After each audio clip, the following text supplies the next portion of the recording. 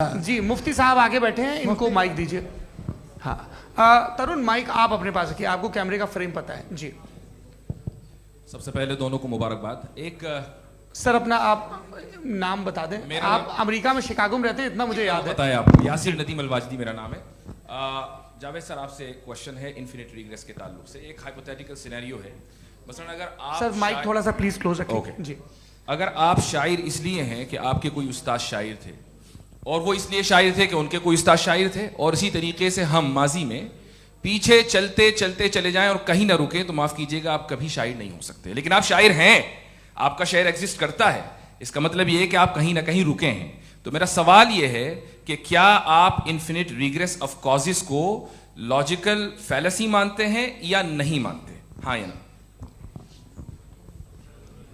मैं इन्हें logical fallacy नहीं मानता हूँ, लेकिन मेरा प्रॉब्लम यह है कि जब मैं नहीं मानता हूँ तो I will continue with this logic जो फैलेसी नहीं हो। आप एक जगह रुक जाते हैं जाके, आप कहते हैं ये गेंद कैसे बनी, ये जजीरा कैसे बना, ये समंदर कैसे बना, ये ज़मीन कैसे बनी, और अचानक गॉड पे जाके आपको ब्रेक लग जाता है। एक बार आप सवाल नहीं करते कि भाई इनको बनाने वाला तो इनसे भी कॉम्प्लिकेटेड होगा, वो कैसे बना, उसके बारे में आपने इत्मीनान कर लिया, वो हमेशा से है। तो अगर आप उसे हमेशा से मानते हैं तो फिर ये मान लीजिए कि कायनात हमेशा से है, क्या तकलीफ? फिर हम वजूद में नहीं आते जी है। हम मौजूद नहीं। अच्छा सर क्यों नहीं हो सकते? मैं बताऊँ प्लीज प्लीज। जैसे मैंने मिसाल दी आपके शेर, आपका शेर कभी वजूद में ना आता अगर शायर इसी तरह चलते रहते हमेशा। जी माइक मेरे ख्याल से एक इन्फिनिट रिग्रेस का कॉन्सेप्ट क्लियर नहीं हो पाया, ऐसे रहने दें, लेट्स मूव ऑन सर। ठीक है। हाँ थोड़ा सा मॉडरेटर का भी ख्याल रखें। नहीं आपने तो रखा है, आपने रखा है। यहाँ पे गौहर रजा साहब हैं, वो भी एक सवाल पूछना चाहते हैं। माइक नीचे से ऑन कर दिए नीचे। पहले तो ये कह दूं कि मैं उन बच्चों से शर्मिंदा हूं जिनको गजा में कत्ल किया गया, क्योंकि हमारे होते हुए कत्ल किया गया। लेकिन उससे ज़्यादा शर्मिंदगी इस बात से हुई कि मुझे लगा कि मुफ्ती साहब उसको जस्टिफाई कर रहे हैं। बिल्कुल भी नहीं, आप बहुत ही गलत। मुझे लगा मैं गलत हो सकता हूं, बिल्कुल गलत। मैं सवाल पूछ रहा हूं, सवाल मैं सवाल पूछ रहा हूं। मैं जावेद भाई से डिसएग्री करता हूं। एक सेकंड देखिए, अगर देखिए ऐसा एक सेकंड आप सर वेट अरे आप कुछ मेरे पहले मुझे अपनी बात कह लेने दीजिए। अगर ऑडियंस तय करेगी तो फिर मॉडरेटर का मतलब नहीं। मेरा आप सबसे ये कहना है, ये बहस दो लोगों के बीच में है, एक तरफ मुफ्ती साहब, एक तरफ जावेद साहब। पिछले 1.5 घंटे से ये लोग अपने अपने तर्क रख रहे हैं। आपकी इनसे इत्तेफाकी हो सकती है, ना इत्तेफाकी हो सकती है। मेरे उस्ताद मुझे सिखा गए हैं कि मुखामुखम में असहमति की गुंजाइश बची रहनी चाहिए।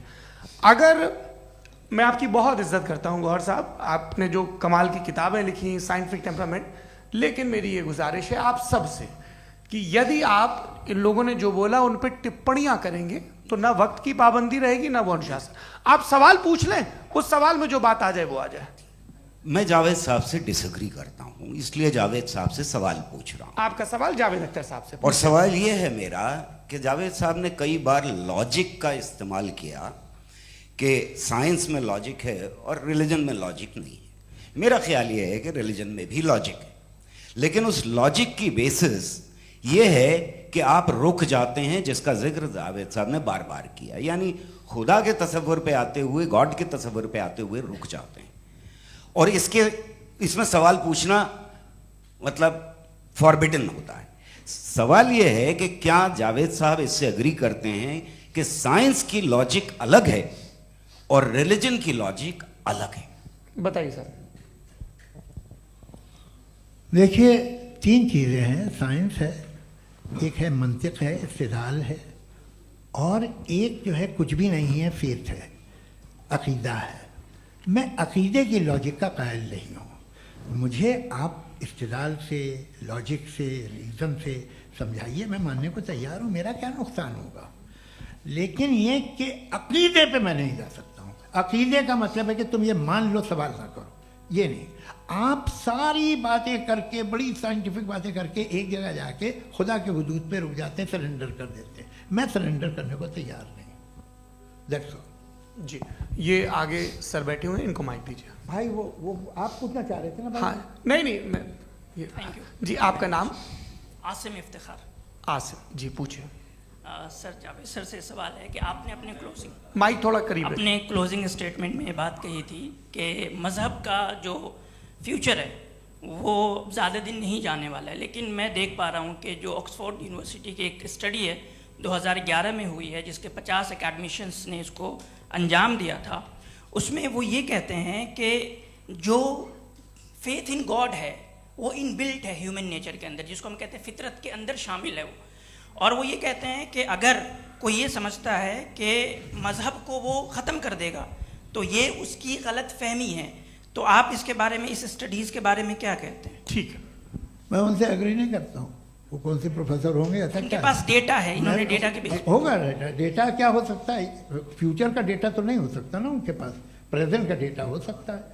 डेटा आपने सुना 100 साल पहले का बाद का डेटा? मैंने तो नहीं सुना आज तक।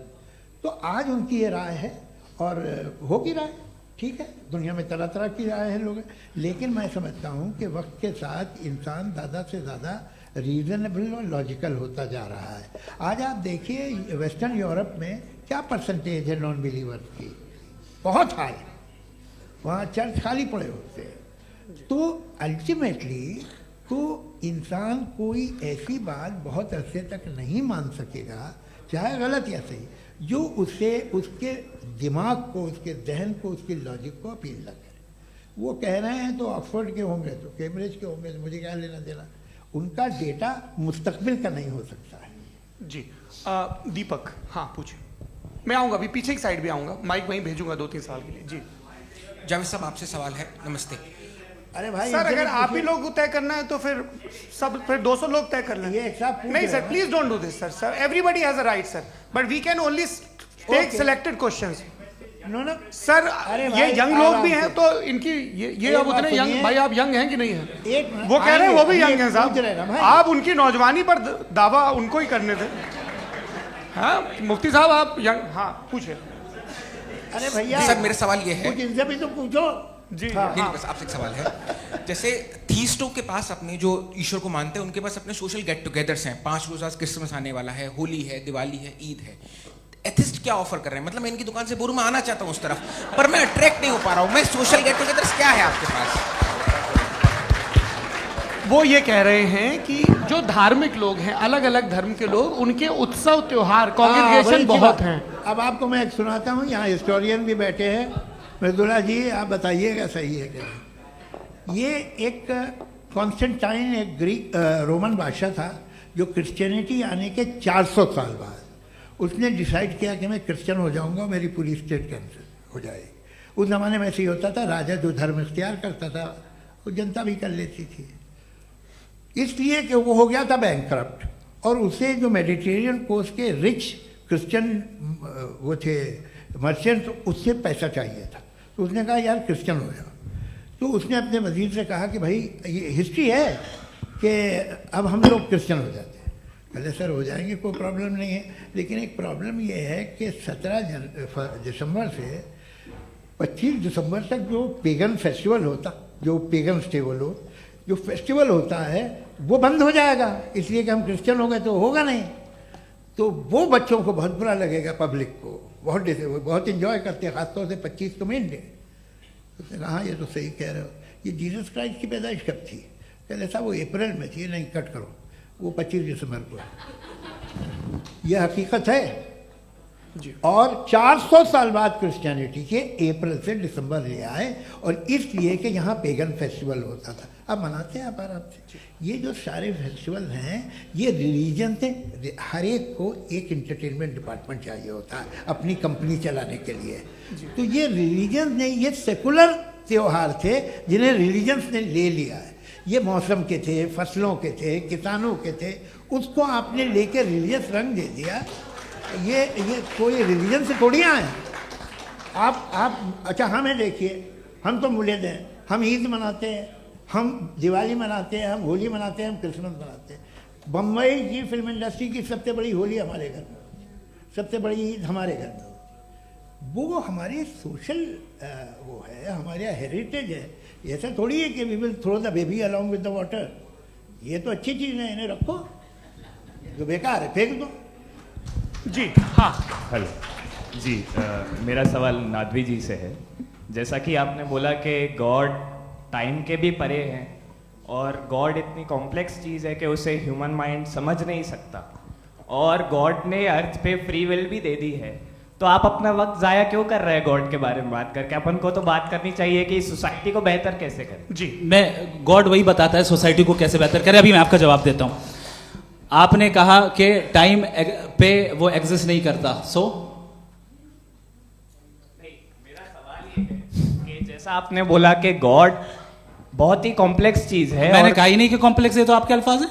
कॉम्प्लेक्स का लफ्ज गॉड के लिए सुइटेबल नहीं है। क्यों? क्योंकि कॉम्प्लेक्स वो चीजें होती हैं जो ऑब्जेक्ट हो। God is not an object जिसको आप इंस्ट्रूमेंट के जरिए लेबोरेटरी में जाके टेस्ट करें, oh it's very complex. No, वो कोई कार का इंजन नहीं है। मेरा वो सवाल फिलोसॉफिकली नेसेसरी बीइंग ऐसी बीइंग है जो सिंपल बीइंग है। हाँ, आप उसको मुकम्मल तौर पे उसकी तमाम हिकमतों को जान ले और हर चीज को जान ले, ये पॉसिबल नहीं है, क्योंकि वो ऑल वाइज है, आप ऑल वाइज नहीं है, और वो खुदा है, वो आपको सारी चीजें बता दे, ये जरूरी नहीं। मेरा सवाल ये नहीं था, मेरा सवाल ये था कि जब गॉड इतना परे है इस दुनिया से कि उसने अर्थ पे फ्री विल भी दी है, हम सब ह्यूमंस की फ्री विल है, और जो सोसाइटी में हो रहा है वो अपन लोग डिसाइड करेंगे, तो अपन लोग डिसाइड नहीं करेंगे ना, अपन लोग डिसाइड नहीं करेंगे। गॉड जो है, गॉड ने वो उसकी जात, उसकी एग्जिस्टेंस टाइम एंड स्पेस से परे है, लेकिन वो हमारा टेस्ट ले रहा है और उसी गॉड ने हमें बताया कि तुम्हें क्या करना है क्या नहीं करना है, तो जाहिर है उस गॉड की बात सुनेंगे ना। जी, वो पीछे एक चश्मा लगाए जो मैम खड़ी हैं, उनको दीजिए। हाँ, आप जी जी बिल्कुल आएंगे। देखिए, मैं कोशिश कर रहा हूँ सब तरफ जाने की। हाँ, उनको दीजिए माइक। जी, हेलो सर, मैं ओमनी प्रेजेंट नहीं हूँ, टाइम पाबंद हूँ, और जहां तक कोशिश कर सकता हूँ करूंगा। जी, अपना नाम बताइए। मेरा नाम उर्सुला है, मैं दिल्ली यूनिवर्सिटी की एक स्टूडेंट हूँ और मैं स्टूडेंट फेडरेशन ऑफ इंडिया से हूँ। मेरा सवाल मुफ्ती जी से है कि इस हॉल के इस कमरे में बैठ के हम लोग रेप की मोरालिटी के बारे में फिलोसफिकली बात तो कर सकते हैं, बट असलियत ये है कि रोज़मर्रा की ज़िंदगी में औरतें रेप के थ्रू गुजरती हैं, और हम लोग सिर्फ नंबर्स पे इस तरह नहीं देख सकते, क्योंकि कितनी औरतें हैं इन कंट्रीज़ में जहाँ पे आप बता रहे हैं कि केसेस कम हैं, जिनका एक्सेस है कि वो जाके केस फाइल कर सकें। कितनी औरतें हैं जो जिनको काम करने की आज़ादी है उन कंट्रीज़ में। यूरोप में ये आज़ादी आ गई, यूरोप में ये रूल्स आ गए, तो हम आज उसके बारे में बात कर पा रहे हैं। जी, जवाब। आपने ये कहा कि कमरे में बंद होकर हम लोग इस पर फिलोसफिकली बात कर सकते हैं, लेकिन हकीकत में क्या हो रहा है, वो ग्राउंड लेवल पे क्या हो रहा है, जो बहुत गलत हो रहा है, और वो सफ़र कर रही हैं। आई एग्री, बहुत गलत हो रहा है, और जो गलत हो रहा है उसको हमें रोकना है। और क्यों रोकना है, वो गलत क्यों है? हमारे पास इसका ऑब्जेक्टिव फाउंडेशन है, इनके पास उसका ऑब्जेक्टिव फाउंडेशन नहीं है। मैं ये कहना चाह रहा हूं कि जहां पे भी जुल्म हो रहा है, जहां पे भी औरत पे जुल्म हो रहा है, या उसकी इज्जत लूटी जा रही है, या उसे तकलीफ पहुंचाई जा रही है, और सिर्फ औरत नहीं, किसी इंसान के ऊपर भी जुल्म हो रहा है, तो उसके खिलाफ खड़ा होना, ये मॉरलिटी हमारे पास गॉड के पास से आई है। वरना जावेद साहब तो कह रहे हैं कि जो है मेजॉरिटी डिसाइड करेगी, तो मेजॉरिटी तो कभी भी बदल सकती है।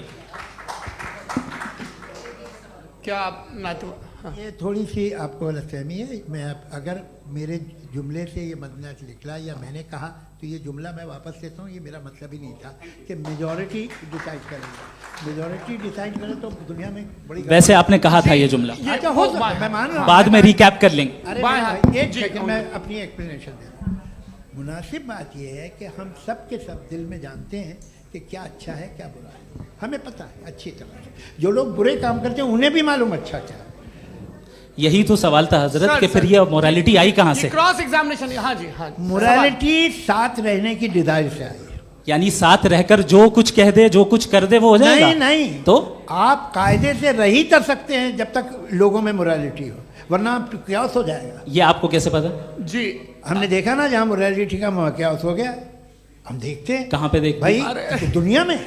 आप जो कह रहे हैं, आप कहीं पे अगर गलत हो रहा है तो उसको आप गलत देखिए। आप एपिस्टेमोलॉजी की बात कर रहे हैं, मैं ऑन्टोलॉजी की बात कर रहा हूं। मैं इस बहस के बाद आप दोनों लोगों को चाय पे होस्ट करूंगा, वहां पे क्रॉस एग्जामिनेशन कर लीजिएगा। अभी ऑडियंस का हक मार रहे हैं आप लोग भाई, सर जस्ट लोग हैं आप लोग।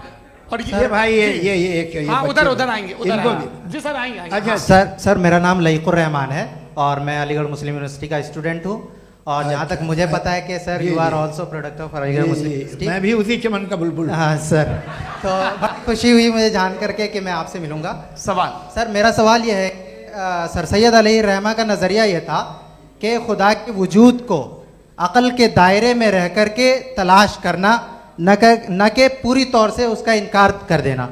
Sir, how will you define it? नहीं, तो ये तो आप इन्हें बताइए। ये सवाल आपसे के खुदा का वजूद साबित कर रहे हैं। तो सर, आपने इनकार कर रखा है, इस वजह से मेरा क्वेश्चन उन्होंने यही सर से एक सेकंड, सर सैयद ने यही कहा ना कि अक्ल से आप खुदा के वजूद को साबित नहीं कर सकते, यही कहा ना भाई। वो उन्होंने कहा कर सकते हैं और वो कर दिया गया आज। वो फोन तलाश करना या साबित करना अक्ल से अक्ल से नहीं हो सकता। अरे सवाल तो सुन लीजिए जी। अक्ल से नहीं हो सकता है, यही कहा ना आपने। अक्ल से हो सकता है। अरे वो यही कह रहे हैं भाई, आप बता रहे हो सकता है, वो तो कुछ और। आप अगर सर देखो नौजवान फोन ले लो, वो इतनी कमाल की यूनिवर्सिटी है। अरे भाई दे दो ना जरा, एक मिनट दे दो भाई, मेरी बात सुनो, माइक पे बोलो ताकि जो लाखों लोग देख रहे हैं। माइक दे दो ना। अरे देंगे ना माइक, तुम ठहरो तो।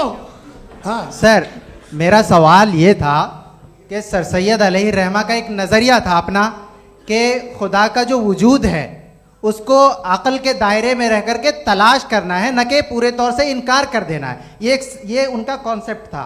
लेकिन मेरा सवाल ये है कि आप इसको कैसे डिफाइन करते हैं, एक्सप्लेन कैसे करेंगे, मैं आपसे जानना चाहता हूँ, क्योंकि you are the product of Aligarh Muslim University. मुझे अक़ल के दायरे में रख के मैंने बहुत तलाश की, मुझे मिला नहीं। हाँ, ये इधर वो चश्मा लगाए जो, हाँ उनको दे दीजिए। जी जी फटाफट पूछिए, बस 5 मिनट है, 5 मिनट में खत्म हो रहा है। हाँ, अस्सलाम वालेकुम मुफ्ती साहब। एंड मेरा सवाल जावेद अख्तर साहब से। क्या नाम है आपका? अरे भैया सब मुझे पूछ रहे हो। फैज पूछिए फैज साहब। तो मेरा सवाल ये है कि अभी जो एथियस्ट है वो problem of evil argument use कर रहे हैं अगेंस्ट मुस्लिम्स, राइट? कि इस दुनिया में इतना सारा ईविल है और अगेंस्ट मुस्लिम तो यहाँ अगेंस्ट थियस्ट। हाँ, थोड़ा सा करेक्ट कर लीजिए भाई। पूरी मशक्कत ही इसी बात की थी कि किसी एक मजहब पे बात ना टिके। जी, तो बेसिकली ये आर्ग्यूमेंट ऐसा है कि इस दुनिया में इतना ज़्यादा ईवल एग्जिस्ट करता है और अगर एक ऑल गुड गॉड है तो वो रोकता क्यों नहीं है? लेकिन इस सवाल में एक हिडन अजम्पशन ये है कि इस दुनिया में ईवल एग्जिस्ट करता है। अब एथियस्ट ये कैसे ऑन्टोलॉजिकली प्रूव कर सकते हैं कि इस दुनिया में ईवल एग्जिस्ट करता है? मैं आपको बताता हूँ, थोड़ा सा समझा। नहीं सर, हम लोग इनको सुनने आए। नहीं please don't do that. I want to explain ontologically. नहीं, हम समझ गए सर, इनको अब जवाब देने दीजिए। अच्छा, सवाल पूछ लो। मैं अभी तक क्या था वो मैं थोड़ा सा ऐड ऑन कर लेता हूँ। तुम गुरु, तो हम जब इसका राउंड 13 करेंगे ना तब तुमको स्टेज पे बिठाएंगे। जी तो हाँ जल्दी से। तो देखिए, एथियज्म के हिसाब से सब कुछ रैंडमली बन गया है, सब कुछ एटम्स और मॉलिक्यूल्स है। एक पत्थर में और मुझ में सिर्फ इतना फर्क है कि हम लोग एटम्स और मॉलिक्यूल्स का अलग अलग रीअरेंजमेंट है। अब एक पत्थर को कोई इंसान तलवार से 2 टुकड़ों में काट दे या मुझे, according to atheism it is same. There is no evil and good according to atheism. जी अच्छा, फैज साहब का सवाल ये है कि हाँ, कोशिश भी करते तो इससे गलत सवाल नहीं कर पाते। एक लाइफ फॉर्म है और लाइफ फॉर्म में फीलिंग्स हैं। मतलब लाइफ फॉर्म सुनता है, देखता है, टेस्ट कर सकता है, फील कर सकता है। तो उसकी जो ये जो क्वालिटी इस बबल में आ गई हैं, वो जानवर में भी है, इंसान में भी है। तो जाहिर है कि उसे कोई तकलीफ पहुंचेगी, तो चूंकि उसके पास वो सेंसिटिविटी है तो मैं करेगा। पत्थर में वो सेंसिटिविटी नहीं है। तो ये क्या सवाल हुआ कि अगर पत्थर को काटा तो पत्थर को तकलीफ नहीं होती, तो आपको काटे तो आपको क्यों तकलीफ हो? बैठ जाइए जी। हाँ, अगला सवाल। हाँ, पूछे जी। जावेद अख्तर साहब। अरे भैया, सब आप लोग मुफ्ती साहब को छोड़ रहे हैं और मेरे ही पीछे पड़े हैं क्या? फिर चलो बोलो भाई। You asked how God can exist when children die in Gaza. हाँ? You asked how God can exist when children die in Gaza, and you also mentioned the rise of atheism in Europe. But the same events also are leading many atheists and non-believers to turn towards faith.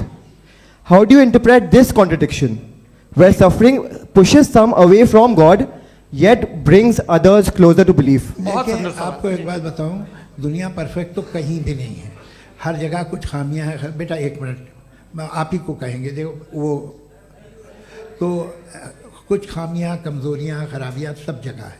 लेकिन अगर देखोगे ईमानदारी से कि दुनिया सबसे ज़्यादा महज़ब कहाँ है, एक आम शहरी को कहाँ हुकूक हासिल हैं, वो बोल सकता है, अपनी मर्ज़ी से काम कर सकता है, अपनी मर्ज़ी से राय दे सकता है, हुकूमत के ख़िलाफ़ बोल सकता है, बरसरे इक़्तिदार लोगों के बारे में बोल सकता है, सरमायादारों के ख़िलाफ़ बोल सकता है। तो आपको ये स्कैंडिनेवियन कंट्रीज़ में मिलेगा, वेस्टर्न यूरोप में मिलेगा। मैं नहीं कह रहा वो परफेक्ट है, बिल्कुल नहीं, वहाँ बहुत ख़राबियाँ भी हैं, परफेक्ट तो कोई। लेकिन जिन जिन मुल्कों में, लैटिन अमेरिका देखो, गल्फ़ देखो, वहाँ पर आपको ये ज़रूर है कि रेप नहीं होते होंगे। रेप की ज़रूरत क्या है भाई? उसको तो ख़रीद लो, घर में रखो, सड़क पर रेप करने की क्या ज़रूरत है? मगर सुनिए, मगर हकीकत ये है कि वहाँ शख्सी आज़ादी राय देने की, बोलने की नहीं है। जी, ये एक आखिरी सवाल मुफ्ती साहब से। हाँ मैम, इनको माइक दीजिए। शुक्रिया। मेरा नाम मनीषा है, मैं हरियाणा से आई हूँ। मैं मुफ्ती साहब से एक बात पूछना चाहती हूँ। आप बार बार जावेद साहब को कॉन्ट्राडिक्ट तो कर रहे हैं कि आपने ये कहा, लेकिन आप भी अजम्पशंस के बेसिस पे बात कर रहे हैं। आपने खुदा के होने का कौन सा प्रूफ पेश किया है, खुदा की एग्जिस्टेंस का? अब इस सवाल को अलग रहने दीजिए, कौन एथीस्ट है कौन नहीं है। और दूसरी बात जो आपने एक छोटी सी कही थी कि ये फ्री विल का इस्तेमाल करता है इंसान अपनी, लेकिन इस फ्री विल का इस्तेमाल में मतलब खुदा ने ये दे दी सबको ये इजाज़त कि वो कितना घिनौनापन और कितने ज़्यादा ख़राब से ख़राब तरीके इस्तेमाल कर सकते हैं। जवाब सुनते जी। आप फ्री विल को मानती है ना, या कहती है कि फ्री विल नहीं है ना? मानती है ना? तो अब आपके पास इसका कोई एक्सप्लेनेशन नहीं है कि अगर एक इंसान उस फ्री विल का इस्तेमाल करके गलत काम कर रहा है और बच के अच्छी ज़िंदगी गुजार के निकल जा रहा है, उसका कोई रिकम्पेंस नहीं है। हमारे वर्ल्ड व्यू में जो इंसान गलत काम कर रहा है उसको भी रिकम्पेंस यानी उसका बुरा बदला मिलना है, और जो सही काम कर रहा है उसको सही बदला मिलना है। लिहाजा जो फ्री विल है वो इस तरीके से है कि एक लिमिटेड टाइम तक खुदा ने मोहलत दी है। ऐसा नहीं कि छूट दे दी, जो करना है करते रहो हमेशा। वक्त आएगा जब एग्जाम का टाइम खत्म होगा तब रिजल्ट आएगा, दौराने एग्जाम जबरदस्ती आपको नहीं बताया जाएगा। अरे भाई एक सेकंड, जी सवाल मुफ्ती साहब से मेरा, मुफ्ती साहब से जी, हाँ, रुक जाइए, आपसे फोन, आप इसके बाद आपसे यहीं रहेंगे वो। हाँ बोलिए। मैं मुफ्ती साहब एक ही सवाल करता हूँ कि अगर जो हो रहा है फ्री विल से हो रहा है और एक दिन बरोज़ क़यामत इंसाफ होगा मैशर में वगैरह वगैरह, तो दुआ क्यों मांगते हैं लोग? दुआ मांगते हैं इसके मतलब है अभी भी उसने ये डिपार्टमेंट रखा है कि मैं रोज़मर्रा की ज़िंदगी में बिल्कुल बिल्कुल ही कैन। तो तुम कैन हो, तुम मुझे नौकरी दिला देते हो, मेरे बेटे को ग्रीन कार्ड दिला देते हो, और 45,000 बच्चे मरते हो, उन्हें रोकते नहीं हो। नहीं तो क्या आप ये कह रहे हैं कि इस दुनिया में जालिमों को कभी पकड़ ही नहीं होती है? अरे जो भी पकड़ होगी वो बच्चे रोते हैं। बिल्कुल, देखें मैंने अपने ओपनिंग स्टेटमेंट में यही कहा था कि जनाब जावेद साहब सिर्फ इमोशनल आर्गुमेंट देंगे।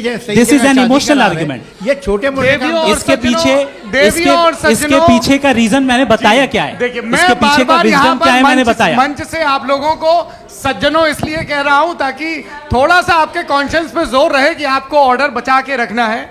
वक्त तय हुआ था, ये वक्त पूरा हुआ, आपने इतने धैर्यपूर्वक सुना, मैं आप सबका बहुत बहुत शुक्रगुजार हूं। यदि इन दोनों विद्वानों की इच्छा होगी तो कभी हम इस बातचीत का राउंड 2, राउंड 3, यही तो देखिए खूबी है इंसान की कि बहस मुबाहसे में वो पड़ा रहता है। आप लोगों ने बड़े धैर्य का परिचय दिया, बहुत बहुत शुक्रिया। इसी के साथ ये बातचीत यहाँ पे समाप्त होती है। आप लोग को मैं एक बात बता दूं, ये सारी बहस हो गई, अब मुफ्ती साहब और बड़े मुफ्ती साहब इन साथ के साथ मैं खाना खाने वाला हूँ। अच्छा।